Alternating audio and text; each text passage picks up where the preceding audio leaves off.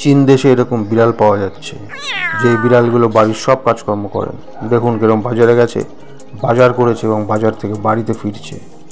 মাছ কিনেছে, সবজি কিনেছে, সবজি ধোয়, দেখুন কিরকম ধুচ্ছে, ধুয়ে বা রান্নার প্রস্তুতি করছে, সবজি কাটছে, সব কাজ করতে পারে।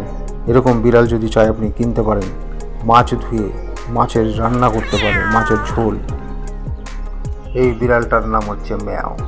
এই বিড়ালটা নানা রকমের কাজকর্ম করে থাকে, বাড়ির সমস্ত কাজই করে দেবে। রান্না থেকে দেখুন কি সুন্দর রান্না করছিল, রান্নাও করতে জানে, একদম পারফেক্ট।